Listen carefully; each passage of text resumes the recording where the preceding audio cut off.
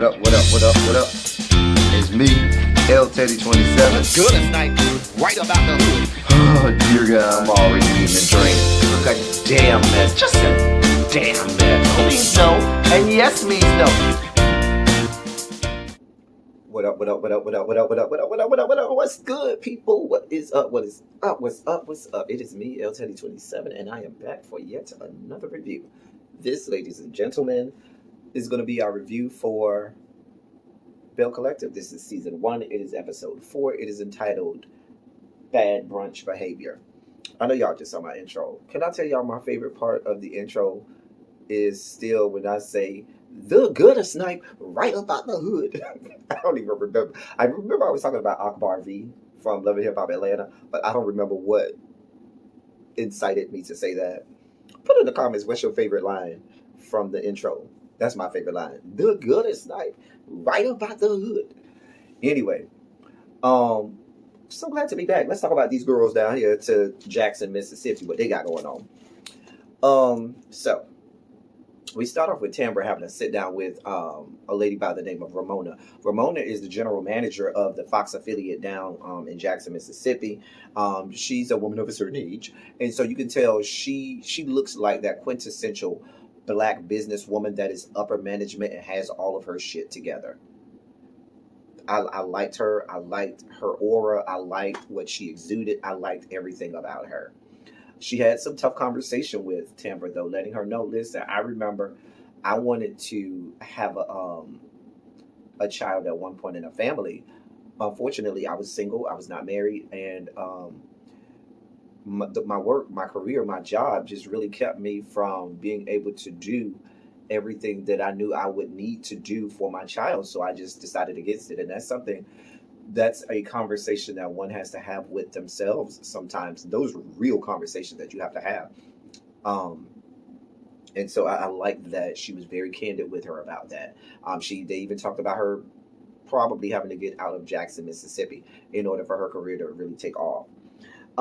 We then see Letitia goes to look at the building she wants to buy on Ferris Street. Cute Councilman is there. Councilman Stamps. We'll call him Cute Councilman CC.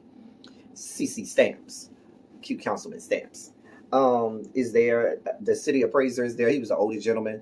And then this sexy piece of something with these. I got a thing for men in glasses because I wear glasses. So I have a thing for men in glasses and I have a thing for hair. Not real fond of the dreads too much, but I like men with a lot of hair too. Just saying. Anyway, long dreads, he could have got him, if he knew he was going to be on television, could have got him retwisted, but he was still a cute little something. That he was a contractor. So they start to talk about this, and then the contractor immediately says, "Hey, boo, you can't buy that. It's not up for sale. It's up. You can lease it.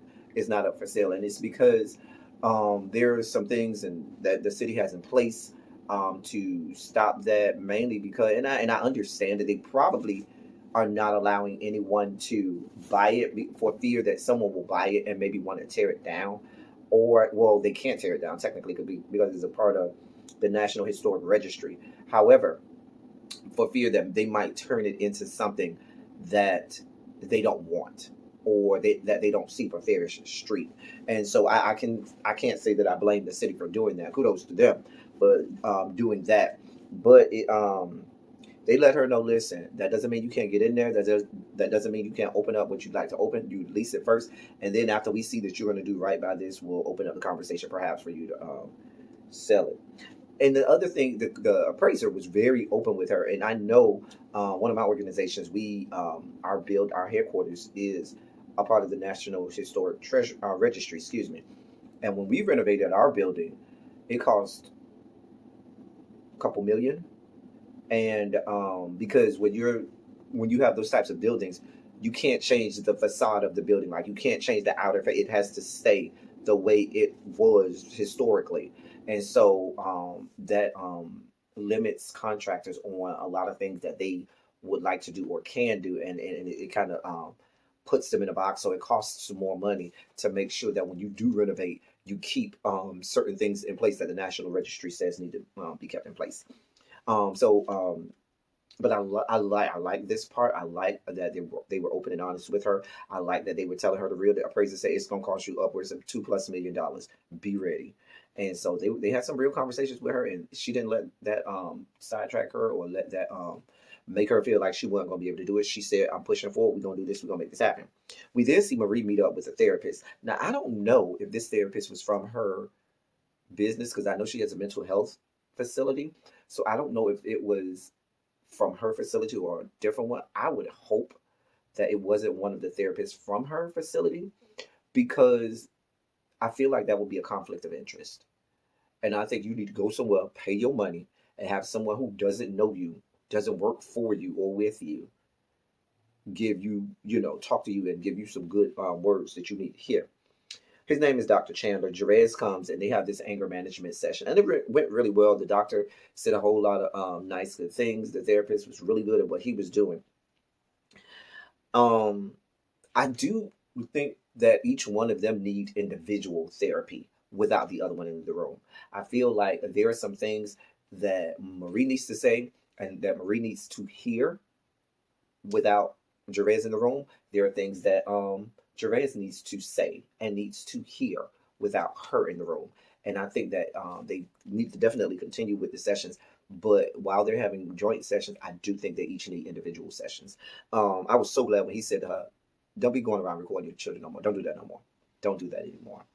Because it's so violating.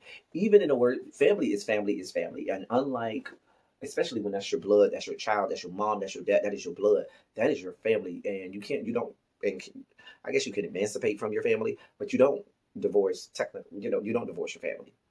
And what I'm saying by that is, inevitably, y'all are still gonna be family at the end of the day.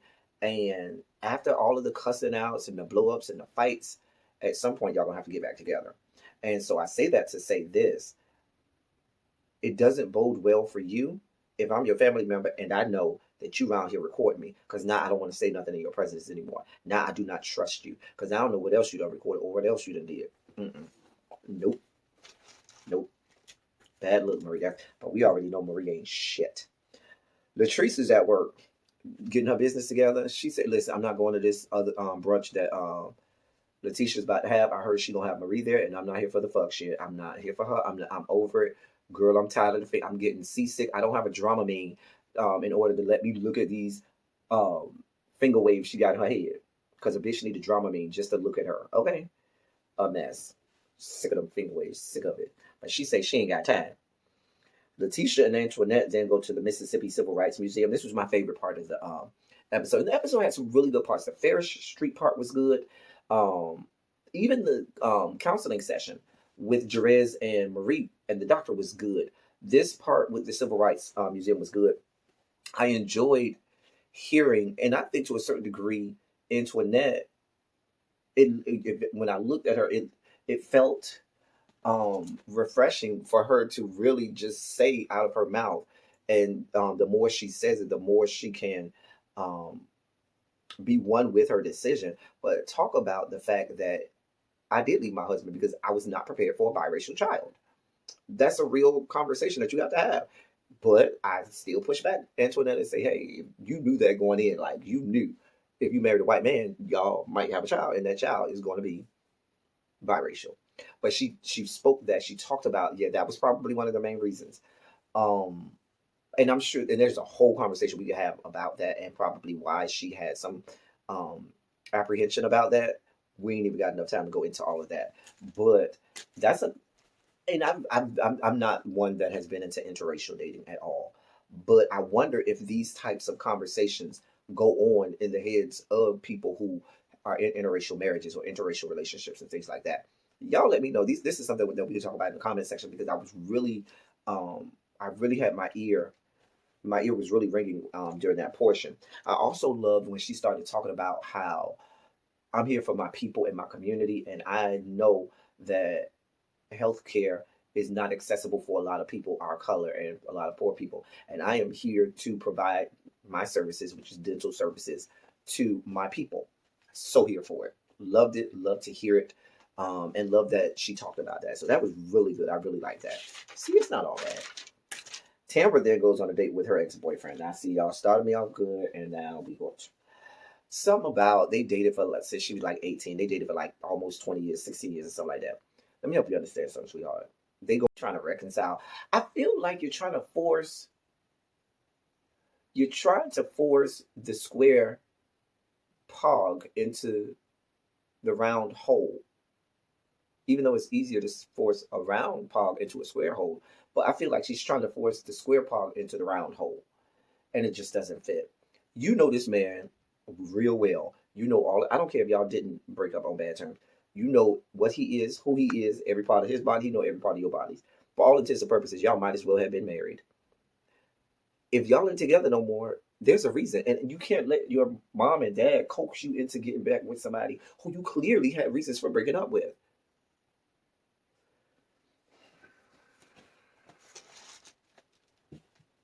It's like the dog who is. I put a fresh bowl of dog food in front of the dog. But instead of eating the dog food, he goes and vomits over here in the corner and eats the vomit because he wants to rehash old stuff that he might have liked a little bit earlier instead of eating the new dog food that I just set out.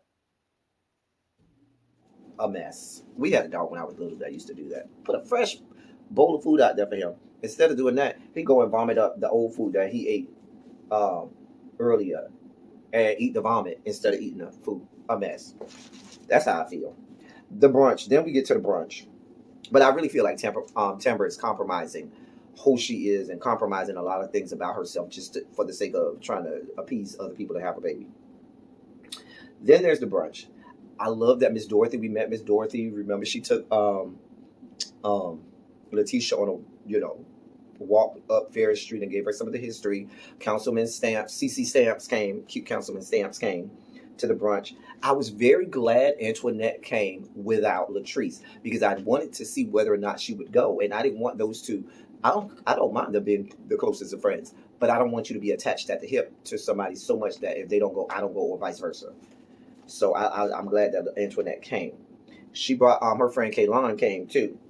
Now, when Antoinette rolled in there, Marie was giving way too much. She had so much to say. Oh, why she wear this black hat and these black? There was a lot of ladies there with the same type of. I mean, not the identical hat, but had black hats or the black little whatever you call it with the little lace veil type thing on. There were other women with that on too. But I ain't hear you saying all that about them. She had on some cute little gloves to go with the black and white because maybe I don't know if black and white was a color, but a lot of them had on black and white. Girl, what is your issue? Marie, in your wildest dreams, right now, you won't look as good as Antoinette. Sorry, honey. Hate it for you. That time and those moments for you have passed. Baby, the woman looks good. And you're just a hater. She was a damn mess. Like she really was coming at Antoinette's throat for no reason. Antoinette was like, girl, we ain't even got no beef. Because you got beef with Latrice, not me. Girl, she was a whole mess. A whole ass mess. But then she wondered why her son ain't shit. He learned it from watching you. Shouts out to that old commercial back in the 80s with the boy who was smoking pot, smoking weed, smoking the ganja, smoking the hippie lettuce, and his dad said, "What? How did you learn this? I learned it from watching you." Your son ain't shit because he learned it by watching you.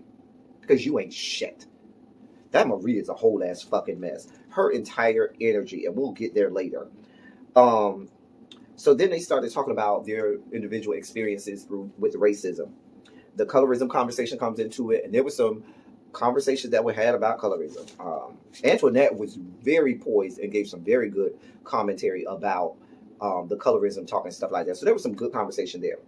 I did notice the whole time Kaylon is sitting there with her nose turned up and looking. She didn't look sad. She looked more angry or upset than I would say sad. And so she storms out of there into the hallway. Antoinette then goes after her. Letitia goes after her as well. And she's like, that's not how white people talk. And we don't talk about black people. And da, da, da.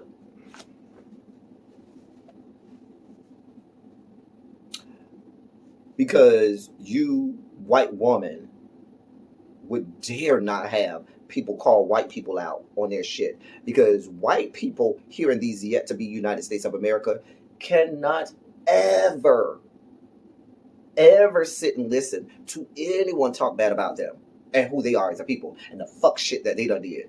Then this whore has the audacity to follow that up by saying, I'm the great, great, great, great, great granddaughter of Jefferson Davis. Wait, that was supposed to help your argument? The Jefferson Davis that was president of the Confederate States? That Jefferson Davis. I mean, who's your great grandfather? Who's your grandfather? Woodrow Wilson? Who's your uncle? David Duke? Donald Trump? I mean, help me out here. But see, this is a part of the whole thing. White people, these people descended from the Caucasus Mountains, especially those here in America, cannot ever sit and listen as somebody calls them out on their shit, shows them who they are, cleans off the mirror and pulls the mirror up to them and say, bitch, you're ugly. Because they can never be ugly. They are the quintessential part of the human species. They look better than everybody. Their rules are better than everyone else's. They behave and talk better than everyone else. No, you don't. Now, she came back in now. And I guess she wanted to flex her racist muscles.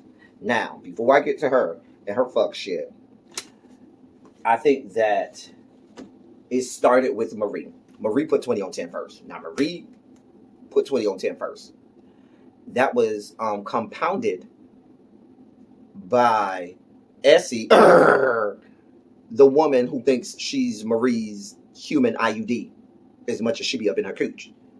That one is literally standing on top of this woman. Literally like standing on top of this woman, yelling and all this, that, and the third. It couldn't have been me, baby. White, black, blue, or purple. I don't care where we was. Essie would have got her ass snatched by her little gray pubic hairs that was all up in my face. Because the woman had a crotch all up in the other woman's face. It was a mess. It was, those Marie and Essie was a mess. However,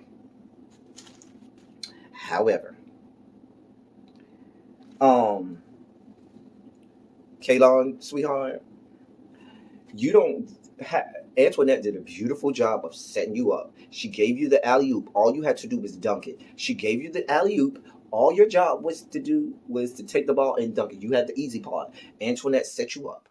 You then and go and fumble the ball. You then go and hit a brick. Like you try to dunk and bounce on the backboard or some dumb shit like that. Because you messed that up. You messed that up. You could have engaged those women. You could have ingratiated them. You could have had a genuine good conversation. And a lot could have been gleaned from both sides with regard to this conversation. You didn't want that. You was ready. You said in the hallway, "Oh, I'm ready for anything." Okay. And then it became a shit show from that. From there, the councilman left. Miss Dorothy had to get up and tell them they was being disrespectful. It was a whole mess after that, and it kind of went off from there and said to be continued. Letitia, there's a common denominator here. I ain't saying that Kaylon is good by any stretch of the imagination, but Marie is the common denominator. That's the bitch that don't never need to be at another brunch. That something's wrong with her. I told y'all it's something wrong with Marie. The bitch ain't shit. She ain't shit. She gonna be in therapy for the rest of her life at this rate. A mess. She's a whole mess. Kaylon was a mess too. She's a mess too. You, baby Kaylon, sweetheart. You listen. You have racism in your DNA from your freaking great grandfather. Don't get us started on you. You ain't help yourself in this show. It was a mess. It was what was such a beautiful episode turned into a fucking shit show. That was the whole episode, y'all. I don't know, y'all. Y'all let me know. Let's get down to it. We got a whole bunch of stuff to talk about in this comment section. So I'm here for it. Let's get to it. That's all I got for y'all. Thank y'all for coming. Y'all drive safely. I'm out.